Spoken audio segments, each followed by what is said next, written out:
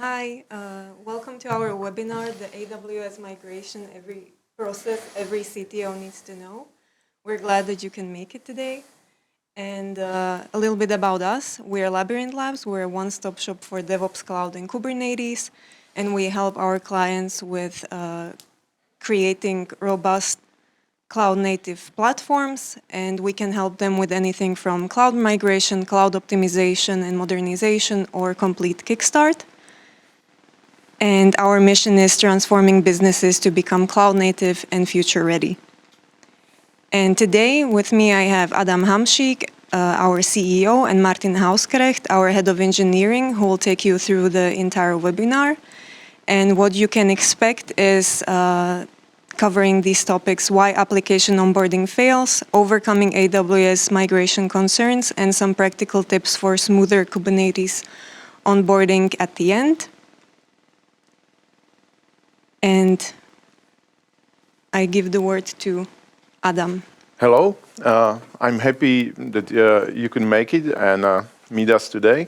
So let's start. So the first question I would like to talk about is, have you ever seen a unicorn? Have you ever been part of a project or application onboarding or application migration which was delivered on time?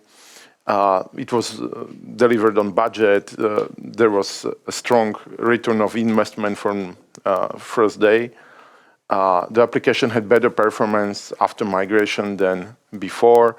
And the team was really happy and they could actually make it. And the scope didn't change over the time and over the period of the actual migration. And what I'm trying to really talk about here is that projects like these are very often very hard to find, and it's almost impossible in your career to actually be part of a project like that. And so let's talk about why the projects like these are really hard and what are the problems we in general encounter. So reality really feels different because teams often have to focus on multiple areas, and they have to migrate and port their application into new platform. They still have to develop new features. They have to actually build the platform they are going to run their application on. And they also have to learn how to work with the new processes, new tools, and new infrastructure. And it basically feels like fighting a four-headed monster, where every head can kill you, and in general, for you, it's very hard to actually move forward. And this is how it feels when you try to build a graph. How I actually see that is that once we start application onboarding, we want to be fast on the market and really deploy everything as soon as possible. And we also have to develop new features and make sure that our people are happy. And because otherwise, if we cannot really do it on time, our customers will leave, our infrastructure will cost too much, and in general, it will take too much time and effort. And over the refactoring and development, we also have to develop new features and make sure that everything is solid and moving forward. And this also takes quite a lot of time. So the first head is application dilemma. Very often when we move applications between different environments, we have to adapt them into a new world order. So we have to make sure that our application can actually work with high availability setup, can auto-scale in Kubernetes. We can actually, to get the benefits of cloud, we can actually utilize managed services. Or once we move into distributed setup system, we have a meaningful observability. So we actually can see what's going on there. And this is very often something we, in general, expect not need to do, but this is where most of the problems come. Because when we see a scope change in our projects, this is where we very often find most of the scope creep. Because customers and companies, they don't really know and understand their application in that level. And bringing new platform as a base very often brings up unexpected issues and challenges there. And this is a very common case where you lift and shift your application into cloud, and then 2 or 5 months later, you find out that you have very little benefits, and the cost is 3 or 4 times higher than before. One real example from production is that we moved our application into distributed system with our customer. We were running multiple replicas, multiple options, and then we hit a problem. And we couldn't really figure out what's going on. And when we look at the logs, when we look at the metrics, we find out that the application itself is not really logging correctly, and we don't really have enough data to actually debug the existing production issue. And we had to invest into observability once we decided, like we find out that there is a problem, which really brought up yet another problem and took us quite a lot of time. Another very common issue you have to do once you start like application onboarding and application migration is that you also still have to develop new features in your product, because that's what brings money, that's what your customers want, and that's also what management really needs. So you have to either prioritize features, or you have to either prioritize migration, and or you try to do both, and that's also very often leading to a failure. So most of the teams, what they do is they accumulate quite a lot of technical debt over the course of migration. So they do a lot of like shortcuts. They make sure that they have more time and more, because they have to like split their attention. So they focus here or there, and the result is accumulation of technical debt, which will later result in problems from cost, operation management, people burnout, and so on. And what we want to emphasize is for you to understand that this is a problem, and then how to maybe move around it. Yeah. So one of the very common features or problems we see is that like the only permanent solutions in IT are those which we call temporary at the beginning. And very often when we talk to customers who went through a transition without a partner, they still have like hard-coded passwords in database into their YAML files. They have a bunch of really temporary files and solutions because they did them once and they never really had time to really solve them and move away. And it's the refactoring of the infrastructure as a code, refactoring of the application deployment pipelines, that really takes time and effort. And very often they don't really have it because of the other parts we said before. They have to develop new features, new platform, and so on. And you also have to build a new platform which you are actually going to run your application on. And this really takes quite a lot of different areas where you have to focus. You have to focus on like figuring out what is going to be the right technology for you. You have to get expertise with the technology. And very often you are moving to something which you don't necessarily have a lot of experience with. Very often it's really hard to predict where the complications and bottlenecks are going to be.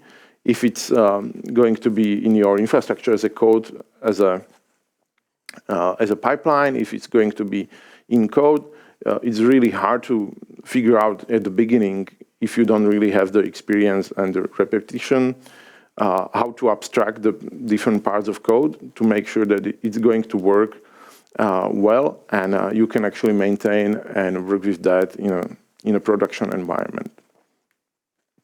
And we have a very, very nice example from one of our customers where they did the migration, they moved their workload into Kubernetes. They split their monoliths into smaller microservices, and basically everything during that migration, everything looked really fine. And after, their team velocity really went south, and they couldn't really deliver on anything. Their people were overworked. They couldn't really move forward, and they had zero time to develop new features. And when we look at, we did some analysis and look what went wrong. This is what happened.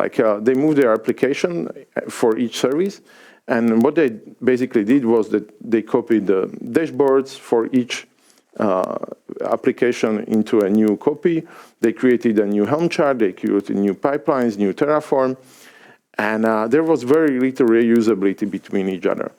And so very quickly they had to maintain 20 different dashboards, Helm charts, pipelines, and Terraform code modules, which was really complicated setup, hard to maintain. It took a lot of effort and energy from the team. And so one of the lessons we took from that and how we explain it to our customer was that it is not because of a bad platform. You have to invest to make sure that your users can actually use the platform in a way that it will speed up the process and help them move forward. And just make sure that you do the abstractions right, and you can actually utilize the platform well. And the last, and I think very often a quite important part of the heads is your team. You have to make sure that your team has time and space to actually onboard and learn new technologies and new services they are going to work with. You also have to make sure that they know how to act when you have an outage and you have a problem. This is very often really relevant for customers who already have a business or running in production. And for them, it's absolutely mission critical to have their team understand what technology they are running at and how to actually solve any problems they can experience.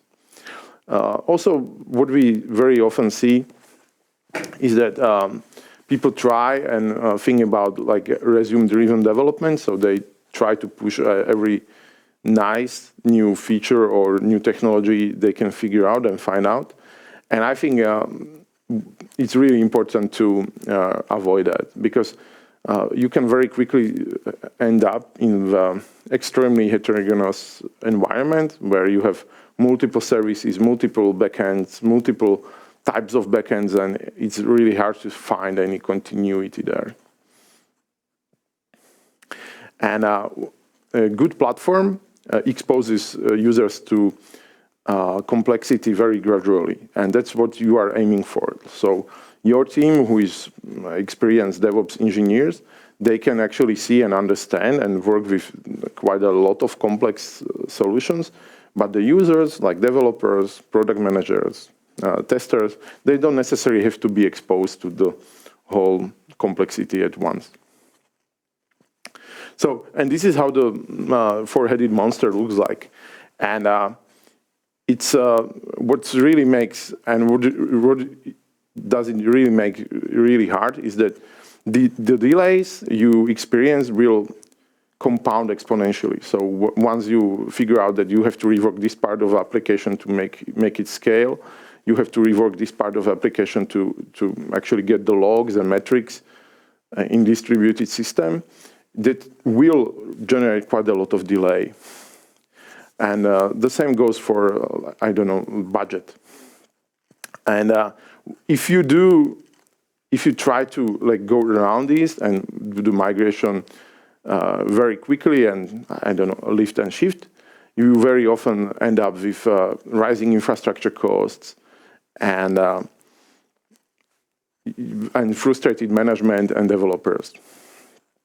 Also, very often, in cloud environment, pay-as-you-go is a model where you just pay for what you use. But in lift and shift model, it's very often complication because you then pay more than you want to. We prepared a Slido. Please, if you are there, submit your answers.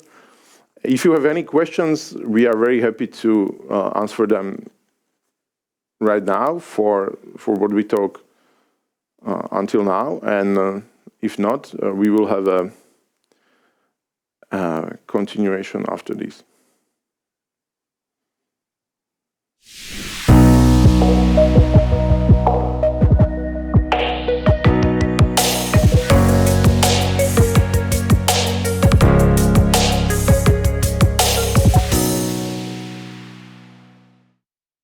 Yeah.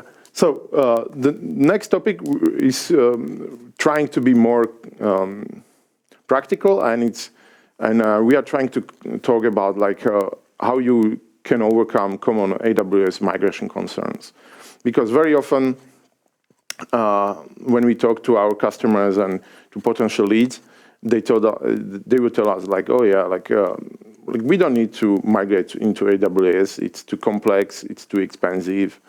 We don't need such really good infrastructure. Like we are very happy with what we have right now, and it's really interesting to have a discussion about that over time with them, because once you expose them that okay, but you do quite a lot of business with different customers. You need your application to be running, and do you think that if your application will fail and you will have a downtime, will your customers complain? And then they very quickly can figure out and find out that, oh yeah, like it's a problem if we are not running, and what we have right now and what we don't really pay any attention to is a mission critical for us. So that's through course of discussion, you can actually take the customer to get understanding of what is important for them and why and when. And one of the very common problems with or concerns is complexity. And what we think and how I would like to maybe set the question is that is cloud really too complex for you? And the benefits here are, what I'm trying to argue is that yeah, it can be too complex, but you can also take it very slowly, and you don't necessarily have to go and experience the full complexity of the AWS infrastructure with every service, with every setup you need. You can very gradually go there and use different parts and different applications models until you actually have running and working infrastructure which works for you. You have the benefits, you have the cost optimizations, and you can actually move much faster than before. So yeah, cloud migrations are not really simple projects, but it doesn't necessarily need to be chaos, what we see very often in production. You can have, don't focus on reusing and don't reinventing the wheel. Very often when we talk to our customers, we find out that they develop quite a lot of code in-house. And we mean infrastructure as a code, we mean pipelines and everything. And that very often generates quite a lot of complexity for the team, which is unnecessary. So you can find blueprints, you can find libraries, the same way how you don't really develop OpenSSL library in the house, just because you maybe know a lot about cryptography. You don't necessarily do that. Same goes for infrastructure as a code, as a library, modules, or platforms. Yeah, same about the misalignment. Another very common concern is that there is a misalignment between the developers and operations. Developers want to be able to deploy into their new platform very quickly. They want to move to new features, deploy new backends quickly. Operations want to have them running smoothly without any problems. Because when there is a problem, very often operations are taking the blame and have to actually fix it, and are ones who are paged during the night. And there needs to be alignment between them and understanding that this is a part where we can actually improve and move, and it will benefit both parties. And this part can be left for later.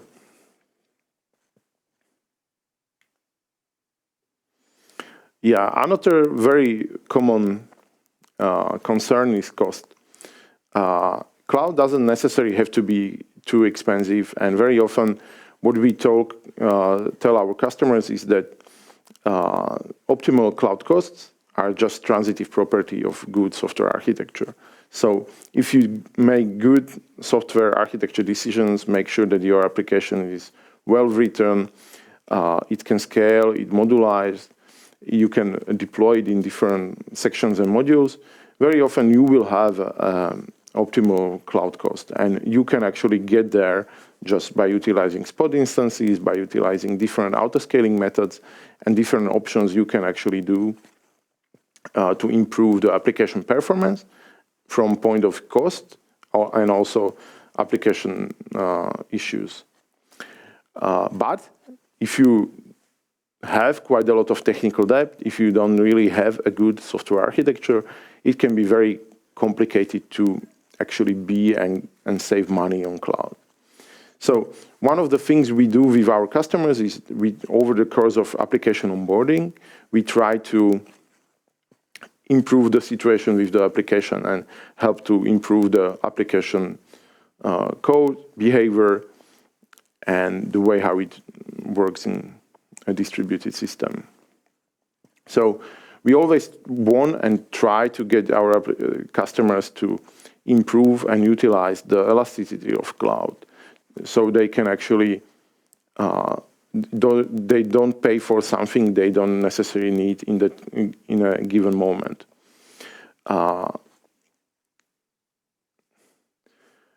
We also try to improve the overall situation from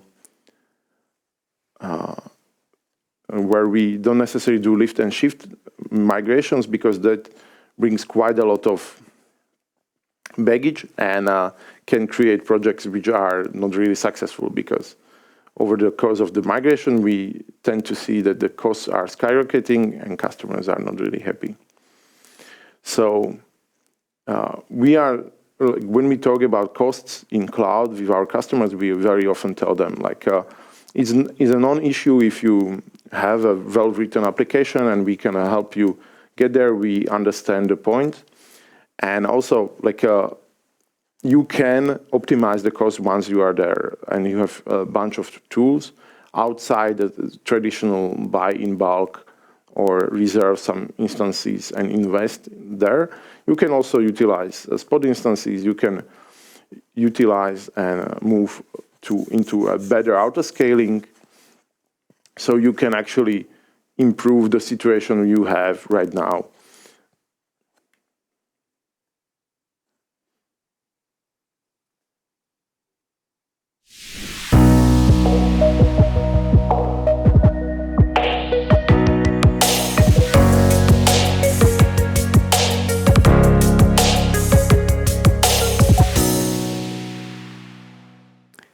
Okay, so Adam talked about a lot of concerns and aspects of starting with cloud migrations and things to avoid, things to watch out for. I want to talk about some like practical tips if you actually want to start moving to the cloud or to Kubernetes, and things to avoid, and some principles that you can take with you that you can actually utilize within your application migrations and build into your architecture. So the first thing I want to mention is that choosing the right tool for the job matters. I think this is a very common problem with like tech companies and engineering teams in general. Over the last 7 years, I have talked with definitely more than 100 companies and like analyzed their setups and their stacks and what they use. And basically, we as engineers like to try new tools, and we like to try solutions that are new and that are cutting edge. The important thing is that every tool that you can use and you can try out to solve a problem, every tool was designed to solve a problem, but not every problem. There's not really a one tool that solves all of the problems that you might have. So Kubernetes is not an answer for every problem that there is. There are services that are not suitable to run in Kubernetes. Same goes for serverless, same goes for EC2s. There are always requirements and things to consider when choosing the right tool. What I've found out is that teams are often keen to introduce a lot of tools and therefore build some complexity into their stack. And that essentially leads to technical debt. What I believe that engineering teams and companies should prioritize is operational simplicity. Because when you are choosing the tools that you can actually maintain and that you can build some expertise around, you can start to build some patterns. And those patterns can lead to some foundations that you can use to actually build a platform that is able to host your application and supports the engineers, the newcomers to the team, and basically guides you how you should approach the application onboarding, the migrations, how you deploy services, how you monitor them, etc. Sometimes people like to introduce some exceptions. So, for example, when you have a very special service that would benefit from having some other tools, some other CI/CD solutions, some other monitoring solution, you are keen to introduce it. Maybe also because it's new, maybe because some big company uses it and you have read a blog about it. But in general, you are looking for building patterns and not really introducing exceptions. Because when you introduce an exceptions, it's usually easy to do. Like deploying a new tool is not so hard. The main effort comes later when you are there to maintain it, when the person that introduced it leaves the company and left you with the setup. So that's where we see that a lot of companies are introducing a lot of technical debt. A good example of building patterns is the principle that is called the 12-factor app.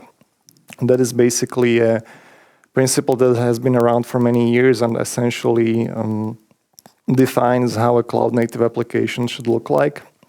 It then introduces some principles that you can follow and that you can incorporate into the architecture of the application that you are building, and mainly revolves around how you should address the code base and the dependencies of the application, how you should treat configuration. So, for example, one of the principles is that the configuration should be stored in an environment, so you can essentially change it and you can unify the way how you manage configuration across different environments. One of the biggest aspects of this principle in the cloud native world is disposability, so building stateless services, meaning that the application does not really store any state within like the environment that it runs in. So essentially storing all of the data in some external databases, storing the state in some session store, etc. And things like dev and prod parity, meaning that you are really looking to building the environments as close as possible together. So you can, when you test something in development, it should look like this, should look the same in production. And when you follow basically these principles, it allows you to essentially utilize concurrency and scaling. So it allows you to scale the application out when you need to. When your business grows, you are able to grow the application stack as well. And following these principles essentially guides you on how the application can be built. A very heated debate that is always there is like whether you should use monoliths or microservices. That has been around for many years. Monolithic architecture basically means that you are building one application that does all of the work. So you are incorporating the user interface, the business layer, the data interface, and everything into a single application. And microservices basically do the opposite. So you are splitting it as much as possible. Each of them has some benefits, like monoliths are easier to build, they are simple enough to operate. But for example, when you want to scale them, it can become harder because you are scaling all of the components at once, like at the same time. When you are working with them and you have many teams, they are all working on the same code base, making the PRs on the same code base, and there can be some conflicts. On the other hand, microservices try to address it when they split services into very small chunks. So you have a service for the UI, you have a service for payments, service for authentication, service for some business logic, etc. And they are the other extreme from the monolith. So basically, you have very isolated services that you do minimal logic on them. That can solve some of the challenges of the monoliths, but they introduce a lot more. So, for example, when you want to deploy the services, you have to do it the amount of times you have the amount of services. You have to integrate them together. And a lot of the times, companies are moving to microservice architecture without really justifying it, and they are building complexity by this. So the truth is somewhere in the middle, I would say. So what we usually see is that companies have a few services that are justifiable to split. So usually you have like a user interface, you have a backend layer, and then maybe some services that are specific to certain tasks. But you try to limit the amount because other than that, small companies are introducing a lot of services that are just building complexity. So my advice would be, and what we see that works in reality is something in the middle, so something like a distributed monolith architecture, where you're bundling like the core parts of the platform into services and isolating them, but then limiting the amount of the services that you have. And when you want to make some quick wins early on, so when you want to start moving to the cloud or you're building some new platforms, some new architecture, I think here are some key steps that you can take. So first of all, you are essentially building a foundation at start. So you are building a platform that you want to use to deploy applications into. And as with building a house, like building a solid foundation matters. So I would focus on this part as much as possible, because when you set the foundation right, when you build patterns that the teams can use later on, it essentially speeds up everything and it builds something that is very stable for the applications to run into. One of the things that how you can speed the process up is to leverage managed services when it makes sense. So, for example, you don't really have to build your own Kubernetes cluster when you have a lot of services that are providing like managed Kubernetes clusters or managed databases, managed message queues, etc. So we tend to leverage these services as much as possible because it allows you to speed up the time it takes to build a solution, but also it eliminates a lot of the maintenance work that is there later on. A good thing is to also use some proven solution and like to build a blueprint or set standards. That's what we do at Labyrinth Labs. We basically built a foundation to run applications onto. So when you build some standards or principles or reference architectures, it allows you to basically reuse it across different use cases and also maintain it more efficiently. The second step is when you have the platform is to basically start with a single service. A lot of the companies are afraid of moving to the cloud or afraid of big migrations because they imagine it as a big chunk, as a one-step process. I think it's good to start with a single service, so you can choose one service that usually represents what you have, the frameworks, the stack that you use.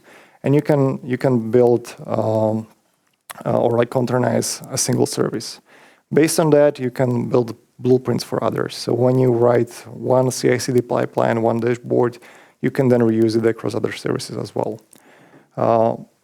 You can also automate deployments or like automate as much of the process as possible, because that allows the developers to focus on developing and not essentially doing manual deployments to production. And what we found out is that observability is very important in terms of running something in actual production. So And the last step would be to choose some observability tooling that is easy to use for your team. And with this, it's also important to consider what the actual team knows and like what the people are familiar with, because you don't really want to introduce some different tools because they are just new and shiny.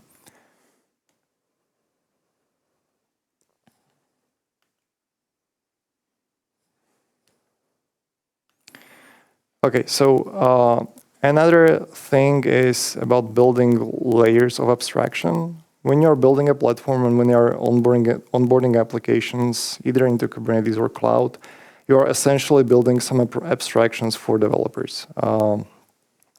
With this, you are setting some standards on how the application should be deployed. So the way you define CI/CD and the way how you define like observability and dashboards essentially set some layer of abstraction to the infrastructure. Because there's no single person that can handle all of the infrastructure work and all of the development work. Usually you don't expect developers to know everything about the infrastructure because that's just unrealistic. So what we tend to do is to build some opinionated setups where you define some standards, when you define how things should be done within your company and within your tool stack. And that essentially allows the developers to focus on the product and to interact with the infrastructure with some abstraction layers. Usually that means that the developers interact within like the CI/CD stack, within observability, and some other solutions that are suitable for your team. One thing that really matters is that a principle called convention over configuration that has been around for a lot of years, and is essentially part of every software framework that you can imagine. And it essentially states that you are building some conventions that are helping developers avoid making unnecessary decisions. So and this is utilized across every framework. It started with Ruby on Rails, but like it's essentially part of any framework that you can use. And it essentially means that you are providing some opinionated configuration or principles on how to do things, and helping developers or engineers avoid making unnecessary decisions or ongoing unnecessary distractions. Like in practice, that would, for example, means that you don't have to really have a unique Helm chart for every service that you have, or having unique dashboards for every service. If you can define a pattern on how you basically deploy applications into Kubernetes with Helm, you should reuse it across all of the services that you have. If you can define the pattern how you do observability, you can reuse the dashboards or adjust them to your needs to every service, but you want to avoid creating duplicates. Because when you create duplicates, it usually introduces overwhelming complexity when somebody has to maintain it. Like when you wait for 2 years and then you have to upgrade everything and you have to change all of the dashboards because there was one change within Prometheus metric label, it usually leads to a lot of complexity, a lot of work, and a lot of uncertainty at the end because nobody knows like what is there for what, and etc. One thing to really understand, what you should really understand, is that day one, that means deploying the infrastructure initially, is easy. A lot of people consider this to be hard to build the infrastructure, but essentially that is the easy part. Like you can do it one time and then you can extend it, but it's not the biggest effort that you will have. Day two is the reality that will hit you later. So doing all of the upgrades, maintenance, patching, doing all of the operational work, that really adds up. And that's where you will spend most of the time when building and maintaining infrastructures. The things you want to avoid with this is firefighting instead of building. And we see this a lot of times where if you don't really do the things that we mentioned before and you don't set standards and you don't set the right principles, you end up basically fighting fires more often than you will have time for building something. So focusing on the right principles, the right architectures, and the right way to do the day one and do the initial deployment will make your day two operations easier. You'll never avoid maintenance completely, you will never avoid upgrades, but you can lower the amount of time you spend on them as much as possible, because that will essentially later on allow you to do the building and not the firefighting. Within day two, like, you will do things like cost optimization and cost visibility as well. That will also be a big part of the work that you do. And Adam mentioned this within the concerns people have with cloud. Like, cost is one of the biggest that we see. So doing some cost visibility and cost optimization is also a good part of work that you can spread within the day two operations. Another thing that is good to consider is just responsibility management, and that is to establish some clear framework of ownership, because what we also see is that often there's no clear ownership of the service or of the platform. There are very unclear boundaries of who is responsible for what, and that leads to unnecessary confusion and complexity as well. So, for example, when there's a downtime and there's no clear responder, usually a lot more people will be involved than is necessary, and that will introduce a lot of stress onto your team and a lot of confusion and unnecessary chaos. So what we see is a good thing to establish is some level of ownership that this team owns this particular service, and they are the ones to respond when there's an application issue, and the platform teams own some other parts of the platform, etc. So establishing some level of ownership and some level of who's responsible for what is a good practice to undergo early, because that can really lower the amount of time you spend on day-to operations as well. And the last thing I want to mention is that you don't really want to reinvent the wheel. We see it all the time. Usually you come up with some new idea that you have, but the chances are that somebody did it before, and there are some proven solutions for that. So what we really want to avoid is doing the same thing over and over again. So when there's a chance to use some managed service, when it makes sense, you should probably do it. You want to avoid unnecessary complexity, because if there are some tasks that you can offload onto proven solutions, there's a good chance somebody already spent a lot of time building a solution that works and that can be used. Instead, you can focus on the product. Adam mentioned it with OpenSSL. I think that's a good example. So there really wouldn't be a need to do the work that somebody did before you. And what we see is that companies essentially just want to do what drives their business, and that is focusing on the product. So when you can take some shortcuts by using some proven solution, I would definitely recommend you to do it. Okay, Martin, we have 3 questions. I think you can take the first one. Okay, so what are the common pitfalls of migrating monolithic, single server, probably even stateful applications to a cloud microservices architecture? So I think the right question would be if you even want to move to a cloud microservice architecture. So you can still migrate monolithic applications to cloud and to Kubernetes and run them as monoliths with very much similar benefits. If you can justify the need to split it into the multiple services, which will also help the developers and the engineering teams, that is something to consider.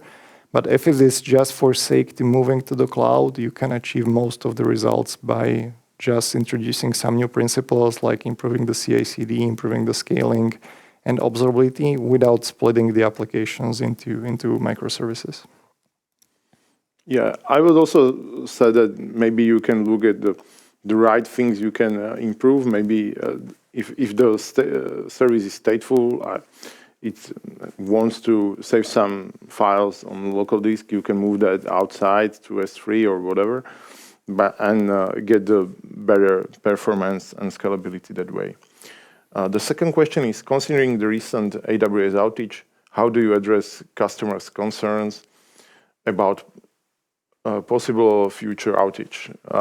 So the way how we talk about cloud and possible outages with our customers is that we always tell them like cloud is not a magic beam you use, and we'll never really have any outage or any problems there. So you have to build your applications in a way that they are resilient, they are highly available, they can scale. And with these three principles, you can actually build around any possible problems. Like we already had multiple incidents with our customers where they either had outage on database or had outage on different availability zones. And just by building sound and proof, issue-proof architectures, you can actually build a product which can survive. And also, like, don't use US East 1. That's forbidden.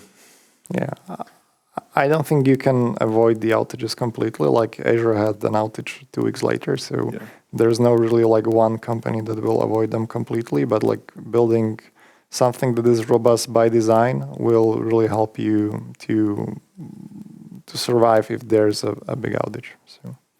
Yeah. Also, like just like multi-cloud from our perspective or my perspective is not really a good way forward, because this brings yet another complexity. You have to train your team, you have to build your infrastructure as a code, and so on. So that brings quite a lot of complexity there.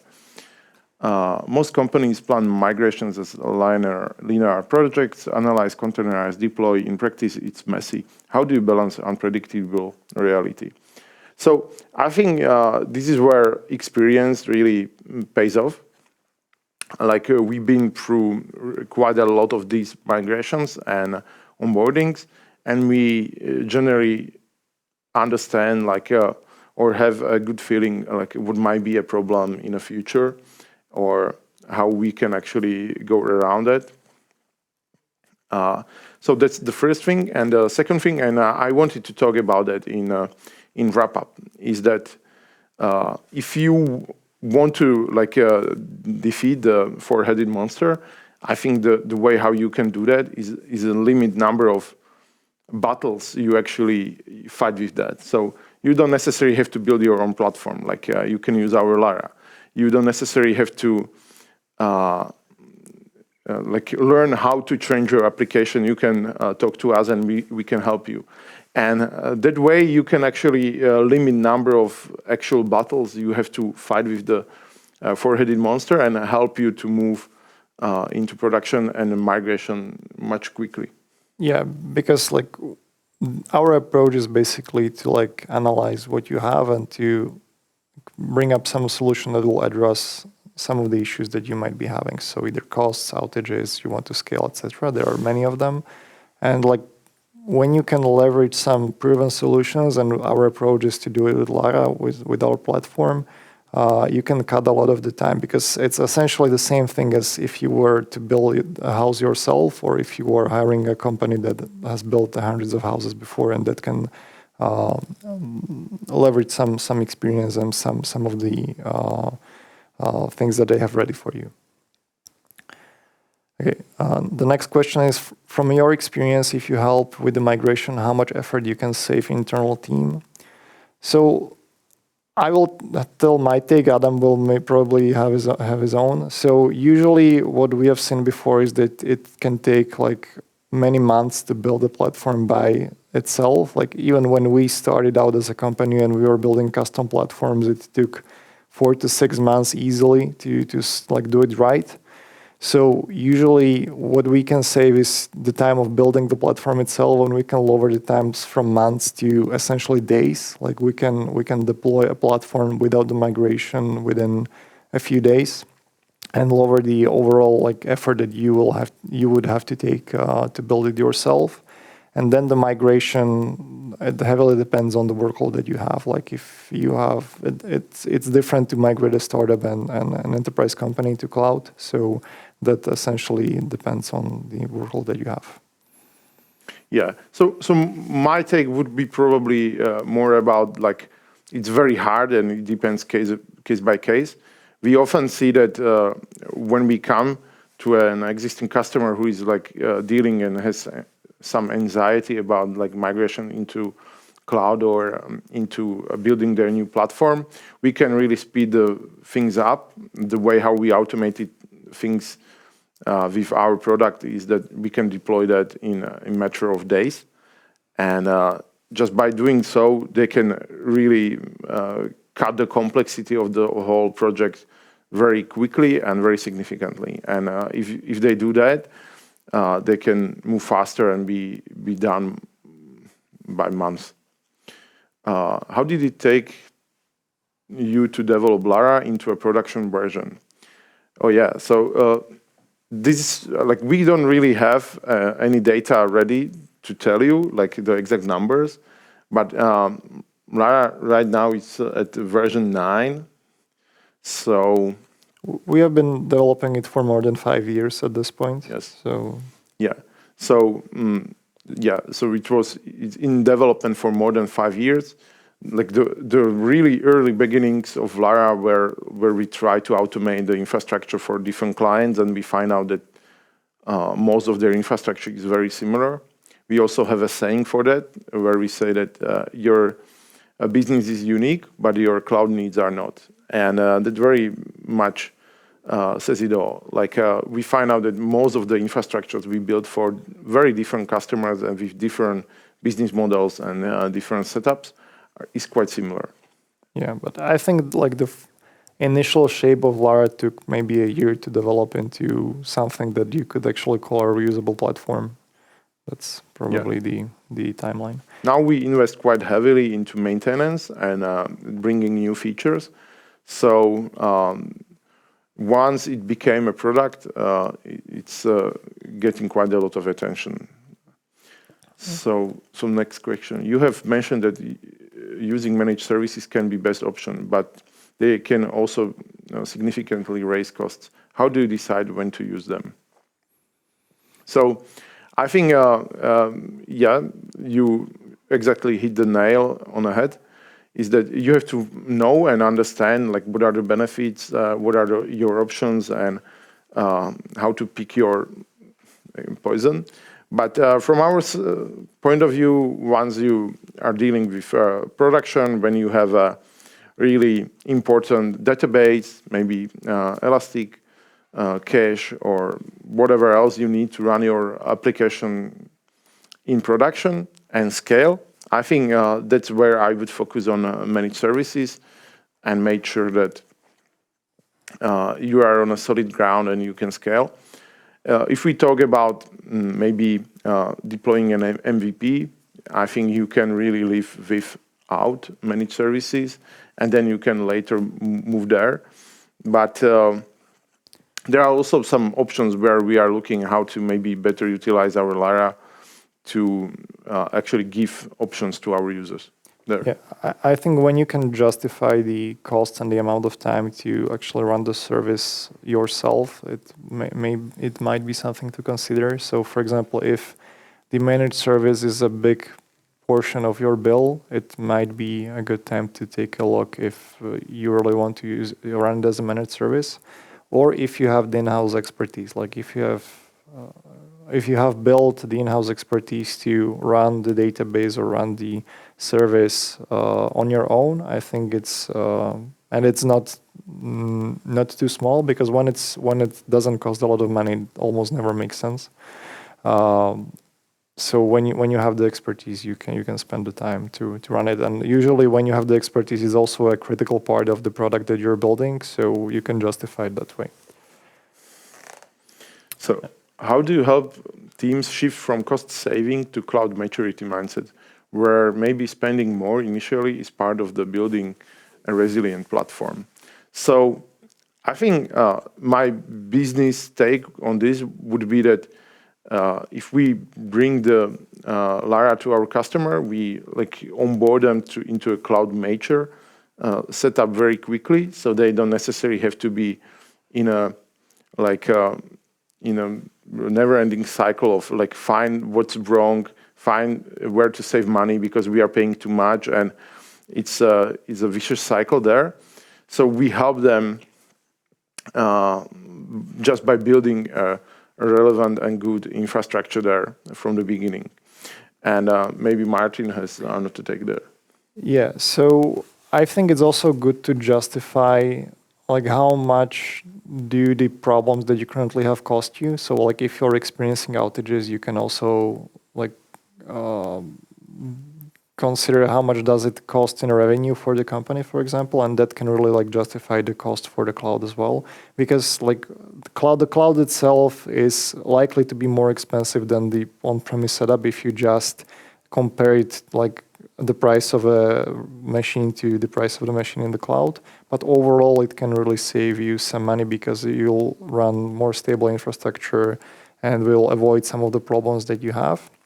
And also the thing that Adam mentioned is that it doesn't necessarily have to cost you big in terms of like time spent on building the platform, because when you leverage something that is ready-made for you, you can really save the amount of time that you spend on building something. Yeah, and the only thing I would probably try to add is that for our like on-premises customers, the largest cost for running their on-premise infrastructure was actually outages, like where they were down and their customers were unhappy. They actually experienced quite a lot of outages before, and that was the largest part of their like bill, which is hard to really monetize or like put into price, but that was the largest part. Okay, we have one more question. Yeah. Thanks for the great talk and for sharing your real-world experiences. Do you have a favorite CI/CD tool?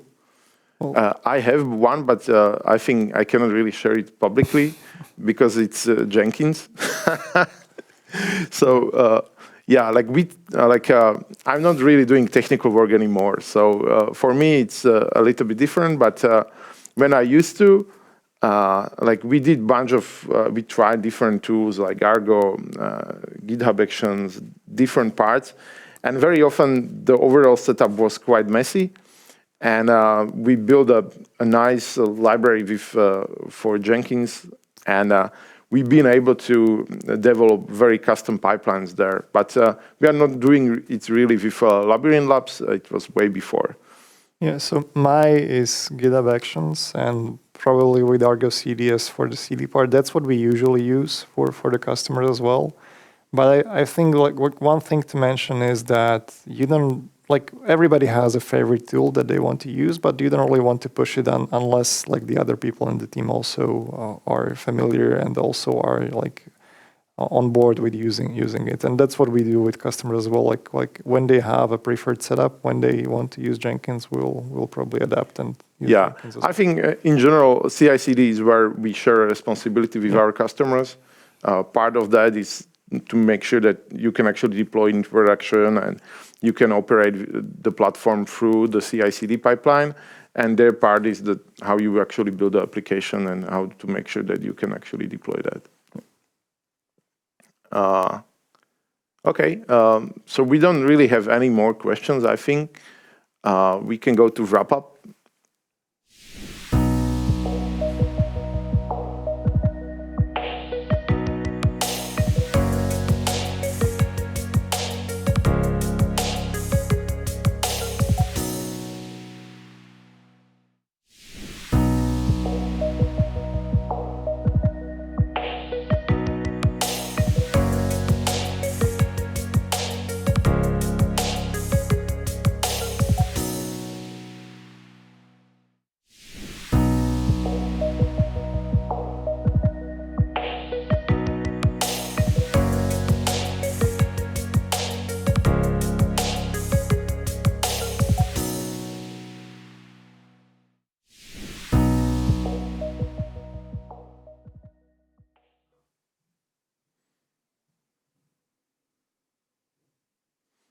Okay, so as I said it before, I think the way how you can actually defeat the four-headed monster is to actually cut the complexity as much as you can. So you don't necessarily want to So you don't necessarily want to fight on all the fronts or the heads of the four-headed monster. You have to pick your battles and figure out which ones are important and make sense. And so you can do that by either limiting the scope of the migration or reusing different patterns and using modules, Lara, but you can also use pre-built CI/CD pipelines. You can use libraries here and there, and that can actually speed up the process and make sure that you can actually maintain everything with lower effort than what is needed. I would also like to mention that we have 5 free tech audit slots for you. So anyone who actually would like to get and hear our opinion on their infrastructure and how their product and application looks like, please reach out. We are very happy to give you our opinion, and I hope you will like it. But anyway, we help our customers very often with just maybe explaining and talking to them, and it's perfectly fine. We don't really need to charge anything for that, and we hope that just by talking and improving at the end of the day, like you can get better experience in cloud, you get better experience with Kubernetes, and that would matter.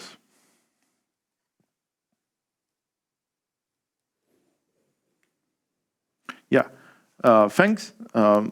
If you want to reach out to us, like you can see my email and Martin's email down there. Please drop me an email if you have any questions about business, technical implementation. I'm happy to talk and help anyone who actually needs help.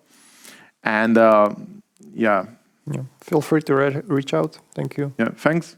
And I hope it didn't took too much time, but yeah, let's see you. Thanks. Bye.